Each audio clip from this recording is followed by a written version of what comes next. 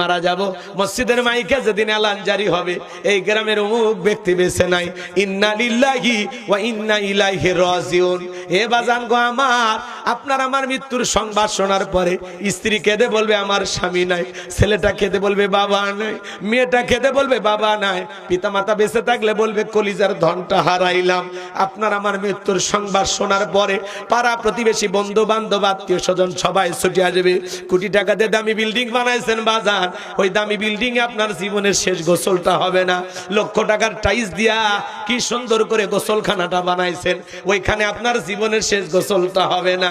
ওই দামি বিল্ডিং থেকে নামাইয়া চকির উপরে সবাইয়া দেখে রঙিন পোশাক খুইলা সাদা কাপড়ে চকলেটের মতো মোড়াইয়া জনমের মতো সাজাইয়া মসজিদের কাটিয়াতে তুইলা এ যুবক তুমি মসজিদে না যাও, কিন্তু মসজিদের খাটিয়াটা মসজিদের পালকি খানা একদিন তোর বাড়িতে ঠিকই আসবে। ওই মসজিদের খাটিয়াতে তুইলা চারজন বরযাত্রী ধইরা এক পা দুপা করে আপনাকে আমাকে কবরস্থানে নিয়ে যাবে। তিনজন মানুষ কবরে লাশটা রাখার জন্য নামবে, লাশটা কেবলামুখী কইরা মনে হবে এরা আমার সাথী হবে, কিন্তু না, লাশটা কেবলামুখী করে একে একে সবাই উঠে আসবে। এরপরে বাঁশের বিছানা বিছায়া দেবে, এরপরে চাটাই পেরে দেবে, তারপরে দেবে মাটির চাপ, কবরটা হয়ে যাবে ঘর অন্ধকার। এরপরে সবাই কবরে মাটি দিয়ে চলে আসবে। কবরে থাকা ব্যক্তি ওদের পায়ের আওয়াজ শুনতে পাইবে, চিৎকার মেরে ডেকে বলবে একা রাইকা যাইও না, একা রাইকা যাইও না। কবরে থাকা ব্যক্তির চিৎকারে দুনিয়ার কেউ শুনতে পাবে না। আমার নবী বলেন যে কবরে চলে গেল তার চাইতে অসহায় আর কেউ নাই। আল্লাহ রাসূল বলেছেন ক্বালা রাসূলুল্লাহি সাল্লাল্লাহু আলাইহি ওয়াসাল্লাম ইন্নামাল কুবুরু রাউযাতুম মিন রিয়াদিল জান্নাহ আও হুফরাতুম মিন হুফারিন নার, রাওয়াহু তিরমিজি। আমার রাসূল বলেন যে ব্যক্তির আমল ভালো মৃত্যুর সঙ্গে সঙ্গে আল্লাহ তাআলা তার কবরটাকে জান্নাতের বাগান বানায়া দিবেন, বলেন সুবহানাল্লাহ। আর যে ব্যক্তির আমল খারাপ আও হুফরাতুম মিন হুফারিন নার, আমার রাসূল বলেন সেই ব্যক্তির কবরটা হয়ে যাবে জাহান্নামের আগুনের গর্ত। একবার যদি কারো কবর জাহান্নামের আগুনের গর্ত হয়ে যায় আর কিন্তু বাঁচার কোনো উপায় নাই। একবার যদি কারো দেহে জাহান্নামের আগুন লেগে যায় মনে হয় কলিজাটা পুরে ছাই হয়ে যাবে বাজান। ওই কবরে থাকা অন্ধ ফেরেশতা চোখে দেখে না, কানে শোনে না, হাতুড়ি দিয়ে আঘাত করবে মাথাটা চূর্ণ বিচূর্ণ হয়ে যাবে। কবরে থাকা বিষাক্ত সাপ সবল মারলে পা থেকে মাথা পর্যন্ত বিষের যন্ত্রণা, দেহটা জ্বলে যাবে, আগুনে নেওয়া যাবে।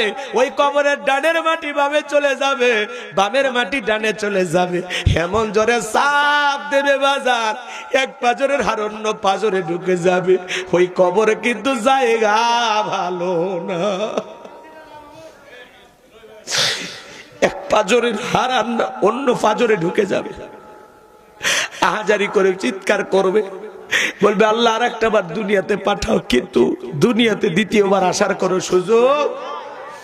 নবীর প্রিয় সাহাবী হযরত ওসমান রাদিয়াল্লাহু তাআলা আনহু জান্নাতের সার্টিফিকেট প্রাপ্ত সাহাবী, এরপরে কবর দেখে অঝরে কান্না করতেন।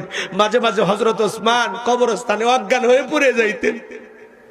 সাহাবীরা ভাই বলে ভাই ওসমান আপনি কবর দেখে এত কান্না কেন করেন? হযরত ওসমান বলে এই কবর হলো প্রত্যেকটা মানুষের প্রথম মঞ্জিল, প্রথম ঘাঁটি, প্রথম স্টেশন।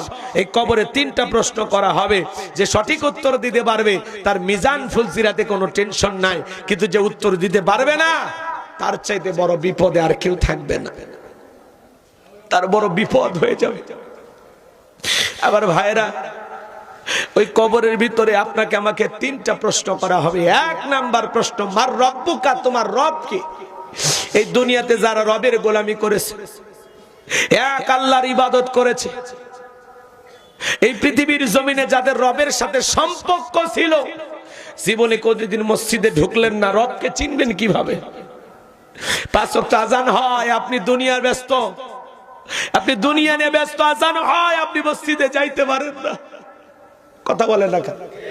আচ্ছা এই দুনিয়াতে বলেন তো চাকরি আছে যার বেতন আছে, তাই নাই? কথা বলেন না?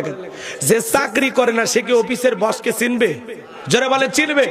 তো আপনি জীবনে কোনোদিন রবের পথেই চললেন না, রবের আদেশই মানলেন না, রবের হুকুমই মানলেন না, তো রবকে চিনবেন কিভাবে? আমাদের বসকে আল্লাহ। কথা বলেন না ভাই? এই দুনিয়াতে আল্লাহ আমাদেরকে কেন পাঠাইছে প্রশ্ন করলে উত্তর আসবে না। আল্লাহ কি বলেন, ওমা খলাকতুল জিন্না ওয়াল ইনসা ইল্লা লিয়াবুদুন, আমি মানব জাতি আর জিন জাতিকে সৃষ্টি করেছি শুধুমাত্র কেবলমাত্র আমি আল্লাহর দাসত্ব আর গোলামি করার জন্য। আমরা এই দুনিয়ার জমিনে আসছি আল্লাহর গোলামি করার জন্য। কথা বলেন, আমরা কার গোলাম? এই যে পৃথিবীর জমিনে আল্লাহর গোলামি করব, এর বিনিময়ে আল্লাহ তাআলা এই গোলামির বেতন হিসাবে আপনাকে আমাকে দেবেন জান্নাত। সুবহানাল্লাহ। এই এদিক খেয়াল করেন, শুধু কি বেতন পাইলেই হবে? বোনাস লাগবে না। জান্নাতীদের বোনাস হলো দিদারে ইলাহি, আল্লাহ তাআলার সাক্ষাৎ। আল্লাহ তাআলা জান্নাতীদের সাথে তার ৭০,০০০ নূরের পর্দা ভেদ করে আকাশের পূর্ণিমার চাঁদ দেখতে যেরকম মানুষের কোনো সমস্যা হয় না, প্রত্যেকটা জান্নাতি আল্লাহকে তেমনি ভাবে দেখবে, কোনো সমস্যা হবে না। বলেন সুবহানাল্লাহ। যে আল্লাহ আমাদেরকে সৃষ্টি করেছে সে আল্লাহরে দেখার স্বাদ জাগে না? হ্যাঁ, এর চাইতে বড় আকাঙ্ক্ষার কিছু আছে? একজন ইমানদারের আল্লাহকে দেখার সাক্ষাতের চাইতে বড় কোনো আকাঙ্ক্ষা থাকতে, মনে রাখবেন এই পৃথিবীতে যত মানুষই দেখেন কেউ কিন্তু আপন না, কোনো না কোনো স্বার্থের কারণে মানুষ ভালোবাসে। প্রত্যেকটা মুমিনের একমাত্র আপন আল্লাহ। একমাত্র আপন কে? একমাত্র আপন কে? কষ্ট হচ্ছে আপনাদের? আমার ভাইরা দিল দিয়ে কথাগুলো বুঝবেন, দিল দিয়া। এই পৃথিবীর জমিনে সবাই ভালোবাসে কোনো না কোনো স্বার্থের কারণে, কিন্তু আল্লাহ বান্দাকে ভালোবাসে তার মধ্যে কোনো স্বার্থ আছে নাকি? তার কোনো কিছুর অভাব আছে? আল্লাহ এই পৃথিবীর জমিনে আপনাকে আমাকে পাঠাইছেন তার গোলামি করার জন্য। আর একটা দায়িত্ব দিয়েছেন, খলিফা বানাইছেন, প্রতিনিধি বানাইছেন। আমরা আল্লাহর পাঠানো প্রতিনিধি। কথা বলেন না কেন? এই দুনিয়াতে আসছি আমরা প্রতিনিধি করার জন্য, আমরা আল্লাহর খলিফা। যেরকম মসজিদ আবাদ করব, মাদ্রাসা আবাদ করব, তাবলিগ করব, দ্বীনি দাওয়াত দেব, কোরআন হাদিসের মাহফিল করব, পাশাপাশি ইউনিয়নের চেয়ারম্যান হওয়া লাগবে, উপজেলার চেয়ারম্যান হওয়া লাগবে, এমপি হওয়া লাগবে, কোরআনকে সংসদে কায়েম করা লাগবে। খালি মসজিদের ইমামতির মধ্যেই সীমাবদ্ধ থাকলে হবে না, পুরো ইউনিয়নের ইমামতি করা লাগবে। কথা বলেন, রাষ্ট্রের ইমাম হওয়া লাগবে। কথা বলেন। জি, একটু অপেক্ষা করেন, পরে বলতেছি। খারাপ লাগতেছে নাকি আপনাদের? তাহলে বাজান, ওই কবরের ভিতরে ১ নাম্বার প্রশ্ন করা হবে, মার রব্বুকা। এই দুনিয়াতে যারা রবের গোলামি করেছে, এক আল্লাহর ইবাদত করেছে, যারা নিয়মিত ৫ ওয়াক্ত সালাত আদায় করেছে, যারা হলো মুমিন মুত্তাকি আল্লাহর নেককার বান্দা, তাদেরকে যখন প্রশ্ন করা হবে মার রব্বুকা, ওই নেককার মুমিন মুত্তাকি খাঁটি মুসলিম জবাব দিয়ে বলবে রব্বি আল্লাহ, রব্বি আল্লাহ, আমার রব আমার আল্লাহ। আল্লাহু আকবার বলে। কিন্তু যারা বলেছে খাও দাও ফুর্তি করো, দুনিয়াটা মস্ত বড়, দুনিয়ার রং তামাশায় যারা ডুবেছিল, পাপের সাগরে হাবুডুবু খেয়েছিল, যারা শয়তানের ধোঁকায় পড়ে মিসগাইড হয়েছিল, যারা গুনাহ করতে করতে নিজের জীবনের প্রত্যেকটা সময় ব্যয় করে গেছে বাজান, যারা গুনাহের সাগরে হাবুডুবু খেয়েছিল, আল্লাহর ওই সমস্ত অবাধ্য নাফরমান গুনাহগারদেরকে যখন বলা হবে মার রব্বুকা, তোমার রবকে, ওই বদকার নাফরমান বেঈমানেরা জবাব দিতে পারবে না, তারা ফেল ফেল করে তাকিয়ে থাকবে। হে যুবক, 31 নাইট পালন করার জন্য তুমি ব্যস্ত হয়ে গেছো, হ্যাপি নিউ ইয়ার পালন করার জন্য তুমি ব্যস্ত হয়ে গেছো, কিন্তু কবরের ফার্স্ট নাইটটা কিভাবে কাটবে, কবরের পহেলা রাতটা কিভাবে কাটবে, একটু চিন্তা করার দরকার আছে না নাই? যে অন্ধকার কবর, নাই বাতি নাই সাথী, নাই জানালা নাই দরজা, একা একা কেমনে থাকবো? কেউ তো নাই, কেউ তো নাই, একা ঘরে ঘুমাইতে ভয় পায়, আর 3.5 হাত মাটির ঘরে একা একা কেমনে থাকবো? একটু অন্তরে আল্লাহর ভয় জাগ্রত হওয়ার দরকার আছে না নাই? কবর কিন্তু জায়গা ভালো না, কবর কিন্তু, কথা বলে না কেন? বলবো, এক লাইন বলবো। 6 দিন পরে নখ খসে যাবে, 9 দিন পরে চুল, কবর গায়ের সামান নিতে কইরো না কেউ ভুল। কবর জায়গা ভালো নয়, কবর জায়গা ভালো নয়, আমল দিয়ে কবর গৃহ সাজিয়ে নিতে হয়। কবর জায়গা ভালো নয়, কবর জায়গা ভালো নয়, আমল দিয়ে কবর গৃহ সাজিয়ে নিতে হয়। 17 দিনে পেট ফেটে শেষ পোকার খাদ্য হবে, 7 দিন পরে গোশ থাকবে না, কঙ্কাল পরে রবে। এই সুন্দর দেহটা পচে শেষ হয়ে যাবে, কবরের বাসটা পচার আগে দেহটা পচে যাবে, পেটটা ফেটে যাবে, পোকাগুলো কিলবিল করে নাক দিয়ে মুখ দিয়ে ঢুকবে, চুলগুলো খসে পড়বে, চামড়াগুলো খসে পড়বে। ভাবতে গাটা শিউরে ওঠে, মালিক কি হবে? কত মানুষের কবর ভেঙে যায়, কি দুর্গন্ধ, নাকি রুমাল দিয়ে যেতে হয়, কথা বলেন না কেন? আবার কত ঘুঘু মুন্সির কবর বের হয়, 100 বছর আগে কবর দিয়েছে, কাফনের কাপড়টাও পচে নাই। তার মানে কি কবরে আমলের মেডিসিন নিয়ে ঘুমাইছে, এমন আমলের মেডিসিন। ও ভাই, কেউ যদি কবরের 3টা প্রশ্নের সঠিক উত্তর দিতে পারে, ফেরেশতারা বলবে ঘুমাও, দুলে মেয়ে যেরকম বাসরে ঘরে ঘুমায় ওইরকম তুমি আরামে ঘুমাও, কবর হয়ে যাবে প্রশস্ত, জান্নাত ডেকোরেশন দিয়া আল্লাহ কবর সাজায় দিবে, কবর থেকে জান্নাত পর্যন্ত রাস্তা তৈরি করে দিবে। বলুন সুবহানাল্লাহ। আমল ছাড়া কবরে, কথা বলেন, আমল ছাড়া কবরে কোনো দাম নেই, কথা বলেন। ভাবতে ভয় লাগে না যদি আমার সাথে এরকম হয়? 17 দিনে পেট ফেটে শেষ, পোকার খাদ্য হবে, 60 দিন পরে গোস্ত থাকবে না, কঙ্কাল পরে রবে, 90 দিন হাড়গুলি সব, 90 দিনে হাড়গুলি সব আলাদা হয়ে রয় কবর, জায়গা ভালো নয় কবর, জায়গা ভালো নয়, আমল দিয়ে কবর গৃহ সাজিয়ে নিতে হয়। ও আল্লাহর গোলামেরা, কারা আছেন নেক আমল দিয়ে কবর সাজাবেন, আল্লাহর বিধান মোতাবেক চলবেন, 5 ওয়াক্ত সালাত আদায় করবেন? হাতটা তুলে দেখান তো দেখি।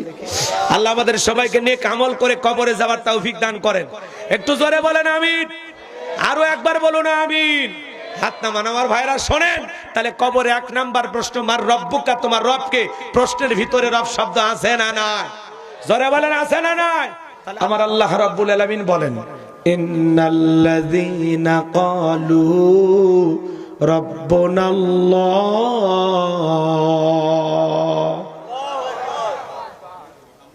ইন্নাল্লাযীনা ক্বালু রাব্বুনাল্লাহু সুম্মা ইসতাকামু তাতানাজ্জালু আলাইহিমুল মালাইকাতু আল্লা তাখাফু ওয়া লা তাহজানু ওয়া আবশিরু বিল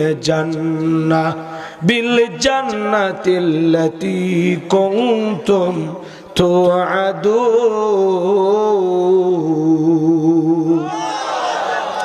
যে কোন আয়াত বা সূরার তাফসীর করতে হলে কোন প্রেক্ষাপটে কোন সময় আল্লাহ তাআলা সেই আয়াতটি বা সূরাটি নাজিল করেছেন, সেই নাজিলের প্রেক্ষাপট জানা দরকার আছে না নাই? আরবিতে বলা হয় শানে নজুল। যদি শানে নজুল আলোচনা করা হয় তাহলে তাফসীর বুঝতে সহজ হয়। আমি যদি শানে নজুলে আলোচনা করি তা 2 ঘন্টা লাগবে, এত লম্বা, কিন্তু সময় আপনাদেরকে এত কষ্ট দেওয়া ঠিক হবে না। এজন্য সংক্ষিপ্ত, যেটুকু না বললেই নয়। রাসূল আকরাম বলুন সাল্লাল্লাহু আলাইহি ওয়াসাল্লাম যখন তার প্রিয় 2 জন মানুষকে হারাইলেন, আম্মা জান খাদিজাতুল কুবরা রাদিয়াল্লাহু তাআলা আনহা এবং চাচা আবু তালিব, এই 2 জন মানুষ খুব কাছের মানুষ, মারা গেছেন মাত্র 3 দিনের ব্যবধানে। কয় দিনের কথা কি বুঝাইতে পারলাম? এই 3 দিনের ব্যবধানে আপন 2 জন মানুষকে হারিয়ে রাসূল আকরাম সাল্লাল্লাহু আলাইহি সাল্লাম ব্যথিত হৃদয় নিয়ে চলে গেলেন তায়েফে। আমার ভাইয়েরা, নবীজি তায়েফে কালেমার দাওয়াত দিতে গেলেন। তায়েফের মানুষেরা নবীজির দাওয়াত গ্রহণ না করে নবীজির জান্নাতি শরীর মোবারকে বৃষ্টির মতো পাথর নিক্ষেপ করলেন। পাথরের আঘাতে নবীজি অজ্ঞান হয়ে জমিনের উপরে পড়ে গেলেন, নবীর হুঁশ নাই। নবীর প্রিয় সাহাবী যায়েদ বিন হারেসা বলেন, আমি অনেক কষ্টে নবীর শরীর থেকে পাথরগুলো সরায় ফেললাম। নবীজির যখন জ্ঞান ফিরে আসলো, নবী ডেকে বলে, যায়েদ আমার একটু ওযু বানায় দাও, একটু নামাজ আদায় করব। হযরতে যায়েদ ডেকে বলেন, আমি তাকায় দেখি নবীজির পা মোবারক থেকে আমি যখন জুতা খুলতে যাব, তাকায় দেখি নবীজির পুরোটা পায়ের ভিতরে রক্তগুলো জমাট বেঁধে আছে। অনেক কষ্টে আমি নবীজির পা থেকে জুতা মোবারক খুললাম। এরপরে নবীজি যখন নামাজ আদায় করলেন, আসমান থেকে জিবরাইল আসলেন, ডেকে বলে, নবী আপনি শুধু একবার অর্ডার দেন, যেই তাইফের যুবকের আপনাকে পাথর নিক্ষেপ করেছে, পাহাড় চাপা দিয়ে আজকে তাদেরকে শেষ করে দেওয়া হবে। আমার নবী বলে, জিবরাইল ওরা না চিনে আমাকে পাথর মেরেছে, আজকে যদি তাইফের মানুষকে তুমি পাহাড় চাপা দিয়ে ধ্বংস করে দাও, আমি নবী কার কাছে কালেমার দাওয়াত পৌঁছাইব? আমি তাইফের মানুষদেরকে মাফ করে দিলাম, ও জিবরাইল আমার আল্লাহকে বলে দাও, আমার আল্লাহ যেন তাইফের মানুষদেরকে মাফ করে দেয়। নবীজি ব্যথিত হৃদয় নিয়ে চলে আসলেন মক্কায়। আসমান থেকে 19 দিন পর্যন্ত জিবরাইল আসে না, নতুন কোন আয়াত নাজিল হয় না, নতুন কোন সূরা নাজিল হয় না। কাফেররা সমালোচনা শুরু করে দিল, ও নবীর সাহাবীরা কি ব্যাপার, তোমাদের নবী তো নতুন কোন আয়াত বা সূরা পাঠ করে শোনায় না, নাকি তার উপরে যে জিন ভর করেছিল সেই জিনটা বিদায় নিয়েছে? জোরে কর নাউজুবিল্লাহ। দেখে বলে, নবীর সাহাবীরা কি ব্যাপার, তোমাদের নবী তো নতুন কোন আয়াত বা সূরা পাঠ করে আমাদেরকে শোনায় না, নাকি তার আল্লাহ তাকে ভুলে গেছেন? জোরে কর নাউজুবিল্লাহ। এইভাবে যখন কাফেররা সমালোচনা করে শুরু করে দিল, সাহাবায়ে কেরাম মনে মনে কষ্ট পায়, কিন্তু কারো কাছে কষ্টের কথাগুলো বলে না। আল্লাহ তাআলা 19 দিন পরে জিবরাইলের মাধ্যমে এই পাওয়ারফুল আয়াতে কারিমগুলো নাজিল করলেন। বলুন আল্লাহু আকবার। আমার আল্লাহ রাব্বুল আলামিন বলেন, ইন্নাল্লাযীনা ক্বালু রাব্বুনাল্লাহ। 19 দিন পরে আল্লাহ তাআলা জিবরাইলের মাধ্যমে রাসূলের কাছে আয়াতে কারিমাগুলো নাজিল করলেন। আল্লাহু আকবার বলেন। কি পাওয়ারফুল আয়াতে কারিমা, শুনবেন না? আল্লাহ রাব্বুল আলামিন বলেন, ইন্নাল্লাযীনা ক্বালু রাব্বুনাল্লাহ। আমার আল্লাহ রাব্বুল আলামিন বলেন, ইন্নাল্লাযীনা ক্বালু রাব্বুনাল্লাহ, নিশ্চয় যারা বলে আমাদের রব আল্লাহ, সুম্মাস্তাকামু, এই কথার উপরে যারা ইস্তেকামাত থাকে, অবিচল অটল থাকে, তাতানাজ্জালু আলাইহিমুল মালাইকা, আসমান থেকে তাদের উপরে ফেরেশতা নাজিল হয়। ফেরেশতা নাজিল হয় 3 সময়। ফেরেশতা এসে বলে, আল্লাহ তাখাফু, ভয় পেও না, ওয়ালা তাহজানু, চিন্তা করো না, ওয়া আবশিরু বিল জান্নাতিল্লাতি কুনতুম তুআদুন। ফেরেশতা এসে বলে, তোমাদেরকে যে জান্নাতের প্রতিশ্রুতি দেওয়া হয়েছে, সেই জান্নাত পেয়ে তোমরা আনন্দিত হও, সেই জান্নাত তোমরা গ্রহণ করো। চিৎকার মেরে বলুন সুবহানাল্লাহ। এটা হলো আয়াতের সরল অনুবাদ। এবার চলেন আমরা তাফসিরে যাই। কষ্ট হচ্ছে? আল্লাহ বলেন, ইন্নাল্লাযীনা ক্বালু রাব্বুনাল্লাহ, নিশ্চয়ই যারা বলে আমাদের রব আল্লাহ, সুম্মাস্তাকামু, এই কথার উপরে যারা ইস্তেকামাত থাকে, দৃঢ় থাকে, মজবুত থাকে, যারা বলবে আল্লাহ আমার রব, আমি রবের গোলাম। শুনেন পাবনাবাসী, রাস্তার 2 ধারে আপনারা গাছ লাগান না? বলেন লাগান কিনা? যখন ঝড় তুফান আসে, আইলা, নার্গিস, হুদহুদ, সনি, মিগজাও, মিতিলি, ডানা ফানা, নানান ধরনের ঘূর্ণিঝড় যখন আসে, দেখবেন রাস্তার গাছগুলো ভেঙে রাস্তার উপরে পড়ে থাকে। আবার কিছু গাছ মজবুত ভাবে শিকড় নিয়ে দাঁড়িয়ে থাকে। এর নামই হলো সুম্মাস্তাকামু, ইস্তেকামাত থাকা, দৃঢ় থাকা, মজবুত থাকা, হাজারো ঝড় তুফানে ভেঙে না পড়া। আপনি যখন বলবেন আল্লাহ আমার রব, আমি রবের একমাত্র গোলাম, এই কথার উপরে যখন আপনি টিকে থাকতে যাবেন, আপনার উপরে মামলা আসবে, হামলা আসবে, নির্যাতন আসবে, দেশ ছাড়া করতে পারে, ঘর ছাড়া করতে পারে, আপনার দিকে বুলেট নিক্ষেপ করতে পারে। ইমানদারেরা হাসতে হাসতে ফাঁসির দড়িতে ঝুলবে। এরপরে কোন জালেম কাফের বেঈমানের কাছে মাথা নত করবে না, করবে না, করবে না। এর নাম হলো সুম্মাস্তাকামু, ইস্তেকামাত থাকা, অবিচল অটল থাকা। আর আমরা হইছি সুবিধাবাদ, জিন্দাবাদ। এই মিছিল থেকে ধরে নিয়ে যাচ্ছে, কথা কয় না? কয় তাহলে আজকে মিছিলে যাওয়ার দরকার নাই, কয় দাড়ি টুপি দেখলেই ধরতেছে, এ কথা কয় না? তখন সেলুনের যা করছে, ভাই আপাতত দাড়িটা কাটিয়ে দেন তো, অবস্থা ভালো হলে দাড়ি রাখা যাবে। কথা বলেন ঠিক কিনা? সুবিধাবাদ জিন্দাবাদ আছে না? না। আপনি কি মনে করেন জান্নাত মামুর বাড়ির ডাল গেলে এক ডাবু আল্লাহ খাইতে দেবে? জান্নাতে যেতে হলে আপনাকে পরীক্ষা দিয়ে যাওয়া লাগবে। কথা কয় না কে? আমার আল্লাহ বলেন, আহাসিবান নাসু আইয়ুতরাকু আইয়াকুলু আমান্না ওয়া হুম লা ইফতানুন। সূরা আনকাবুতের 2 নম্বর আয়াতে আল্লাহ জানিয়ে দিলেন মানুষেরা কি মনে করেছে ঈমান এনেছে কথা বললেই ছেড়ে দেওয়া হবে, তাদেরকে পরীক্ষা করা হবে না। আমাদের পূর্ববর্তী যারা পৃথিবীর জমিনে এসেছেন উম্মত নবী রাসূলেরা, আল্লাহ তাআলা তাদেরকে পরীক্ষা করেছেন। লোহার করাত দিয়ে তাদেরকে চিরে 2 টুকরো করা হয়েছে। লোহার চিরুনি দিয়া শরীর থেকে গোশতগুলো আশ্রয় আশ্রয় আলাদা করে ফেলে দেওয়া হয়েছে। এত জুলুম অত্যাচার করার পরেও তারা 1 ইঞ্চি ইসলাম থেকে সরে যায় না। এজন্য আল্লাহ বলেন আমি কি তোমাদেরকে পরীক্ষা করব না?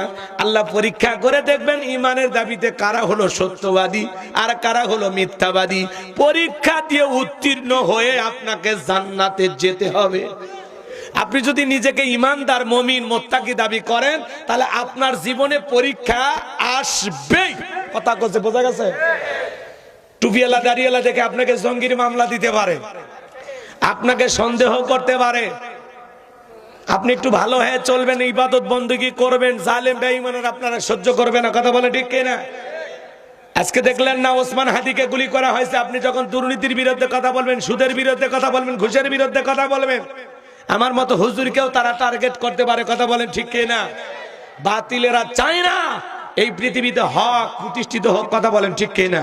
কিন্তু এই পৃথিবীর জমিনে একদিন সত্য উন্মোচন হবে, পুরো পৃথিবীতে ইসলাম কায়েম হবে, পুরো পৃথিবীতে মুসলমানদের কর্তৃত্ব রাজত্ব, মুসলমানেরা ক্ষমতা পাবে এবং মুসলমানদের সংবিধান হবে আল কোরআন।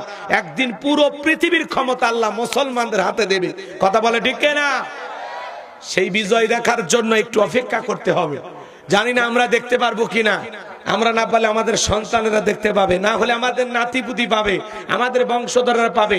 আজ হোক কাল হোক, একদিন না একদিন এই জমিনে ইসলামের বিজয় হবেই হবেই হবেই ইনশাআল্লাহ। এবার চলেন আমরা একটু আলোচনার গভীরে প্রবেশ করি।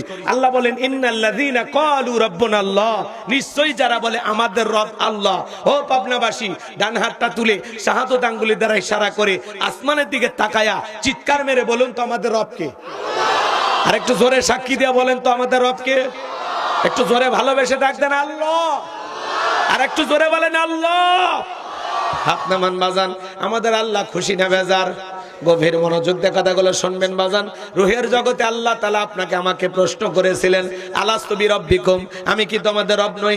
আমরা সেদিন সবাই জবাব দিয়ে বলেছিলাম ক্বালু বালা, অবশ্যই আপনি আমাদের রব। এই পৃথিবীর জমিনে আসার পরে আল্লাহ রাব্বুল আলামিন সর্বপ্রথম যে ওহী নাজিল করলেন ইকরা বিসমি রাব্বিকাল্লাযী খলাক, পরে তোমার রবের নামে যিনি তোমাদেরকে সৃষ্টি করেছেন। আয়াতের ভিতরে রব শব্দ আছে না নাই? বলেন তো বাজান, রবের জ্ঞান শিক্ষা দেওয়া হয় কোথায়? স্কুল কলেজ নাকি মাদ্রাসায়? জোরে বলেন না ভাই, কোন জায়গায়?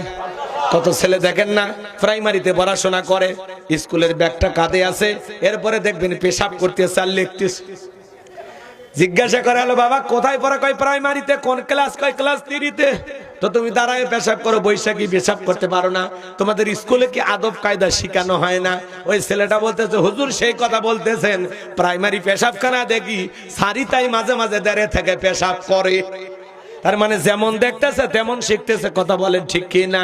এজন্য বাজান কত ছেলে কলেজ বিশ্ববিদ্যালয়ে পড়াশোনা করে, পালসার গাড়ি নিয়ে এলাকায় ঘোরাফেরা করে, যখন পেশাবের চাপ দেয় আস্তে করে রাস্তার মধ্যে গাড়িটা ব্রেক করিয়া সেন্টার টান দিয়া কুকুরের মতো দাঁড়িয়ে থেকে পেশাব করে, বসেও না। খালি পায়ের মধ্যে পার্থক্য, মানুষের 2 পার, কুকুরের 4 পা, স্বভাব হলো একই। কুকুরের স্বভাব যা, ওই 2 পাওয়া দাঁড়ায় যে পেশাব করে ওরও স্বভাব তাই। কুত্তাও মুতে পানি নেয় না, ওই 2 পাওয়া দাঁড়ায় পেশাব করতেছে ও পানি নেয় না। কথা কর না, শরম লাগে নাকি? হাদিস শরীফের ভিতরে আসছে পেশাব থেকে পবিত্রতা অর্জন না করার কারণে কবরে শাস্তি হবে, আযাব হবে। এক শ্রেণীর মানুষকে শুধুমাত্র পেশাব থেকে পবিত্রতা অর্জন না করার কারণে কবরে আযাব হবে, শাস্তি হবে। তাহলে পেশাব করে ঢেলে গুলো ব্যবহার করার দরকার আছে না নাই? একটু টিস্যু পানি নেওয়ার দরকার আছে না নাই? আপনার লজ্জা লাগে না? আপনার 30-40 বছর বয়স, আপনি পেশাব করে কেমনে উঠে আসেন? হ্যাঁ, কত ভক্ত আসে, কয় হুজুর একটা সেলফি। আমি সেলফি পরে আগে 2 রাকাত নামাজ পড় আমার সাথে। কয় হুজুর শরীর ঠিক নেই। আমি বলি এটা তো মহিলাদের সমস্যা, কবে পুরুষের পার হলো? কয় হুজুর এই সমস্যা সেই সমস্যা না, পেশাব করে পানি নেই। আছে না নাই ভাই? রাগ করতেছেন আপনারা? ভালো করে বোঝার চেষ্টা করবেন বাজান। পেশাব থেকে পবিত্রতা অর্জন করতে হবে। দেখেন না ছোট ছোট মাদ্রাসার বাচ্চারা কি সুন্দর বৈশা বৈশা পেশাব করে, ঢেলেগুলো ব্যবহার করে। ওস্তাদ বলেছে বাবা দাঁড়িয়ে পেশাব করা হারাম, ওই ছোট্ট বাচ্চা বৈশা বৈশা পেশাব করে। কথা বলেন। এরপরে বাড়িতে যা মাকে সালাম দেয়, বাবাকে সালাম দেয়, কি সুন্দর ব্যবহার। সন্তানকে যদি মানুষের মতো মানুষে বানাইতে চান, মাদ্রাসায় পড়ানো ছাড়া বিকল্প কোনো রাস্তা খোলা নাই। এ বাজান গো আমার, আজ পর্যন্ত কোনো হাফেজ আলেমের মা বাবাকে বৃদ্ধাশ্রমে পাওয়া গেল না। অনেক শিল্পপতি, টাকাওয়ালা, সম্পদওয়ালা, তাদের মা বাবাকে বৃদ্ধাশ্রমে পাওয়া যায়। কথা বলেন ঠিক কিনা? এজন্য সন্তানকে যদি মাদ্রাসায় পড়ান, আপনার সন্তান যদি হাফেজ হয়, আলেম হয়, মুফতি মুহাদ্দিস হয়, এই সন্তানগুলো কোনোদিন মা বাবার সাথে খারাপ ব্যবহার করবে না। এরা হবে আদবওয়ালা, আখলাকওয়ালা, চরিত্রবান। কথা বলে ঠিক কিনা? সম্মানিত ভাইয়েরা আমার, গভীর মনোযোগ দিয়ে কথাগুলো শুনে যান বাজান। তাহলে আমরা সন্তানদেরকে মাদ্রাসায় পড়াবো ইনশাআল্লাহ। জোরে বলেন ইনশাআল্লাহ। তাহলে আল্লাহ বলেন ইকরা বিসমি রাব্বিকাল্লাযী খলাক, পড়ো তোমার রবের নামে যিনি তোমাদেরকে সৃষ্টি করেছেন। এই আয়াতের ভিতরে রব শব্দ আছে না নাই? পবিত্র কোরআনুল কারীমের 1 নাম্বার সূরা সূরাতুল ফাতিহার 1 নাম্বার আয়াত। জবান ছেড়ে সবাই আমার সঙ্গে পড়ুন, আলহামদুলিল্লাহি রাব্বিল আলামিন। সমস্ত প্রশংসা, যাবতীয় প্রশংসার একমাত্র মালিক তিনি, সৃষ্টিগুলোর রব, আমাদের প্রতিপালক, আমাদের আল্লাহ যিনি। এই আয়াতের ভিতরে রব শব্দ আছে না নাই? জোরে বলেন আছে না নাই? এরপরে আপনি আমার যখন রুকুতে চলে যায় কি তাসবিহ পাঠ করি? সুবহান রাব্বিয়াল আযীম। ও আলা, রুকু যা আলা, দেখছেন? সুবহান রাব্বিয়াল আযীম। রুকু হতে দাঁড়ানোর সময় কি বলি? সামি আল্লাহু লিমান হামিদা, রব্বানা লাকাল হামদ। রব শব্দ আছে না নাই? এরপরে যখন সিজদায় মাথা নত করি কি তাসবিহ পাঠ করি? সুবহান রাব্বিয়াল আ'লা, সুবহান রাব্বিয়াল আ'লা। অনেক মুরব্বি খালি দেখবেন ফিস ফিস করে, সুবহানাল্লাহ কোনে সবিনে তেল কয়, আল্লাহ ভালো জানে। স্পষ্ট বলতে হবে সুবহান রাব্বিয়াল আ'লা। এরপরে বাজান গো আমার, সালাম ফিরানোর পরে আল্লাহর কাছে যখন হাত তুলে দোয়া করি কি বলি?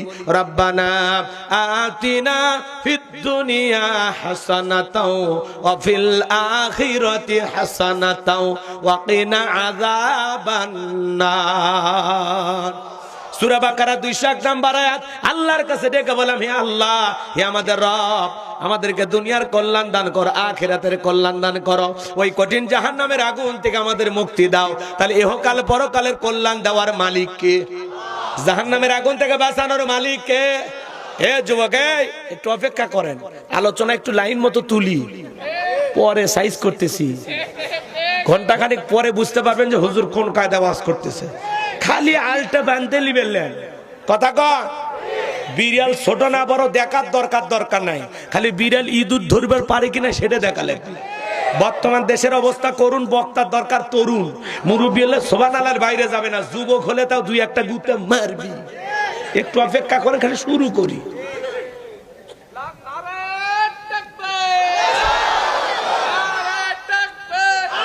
ঠিক আছে ঠিক আছে, তুমি পারো, তুমি কাঁপিয়ে দিছো।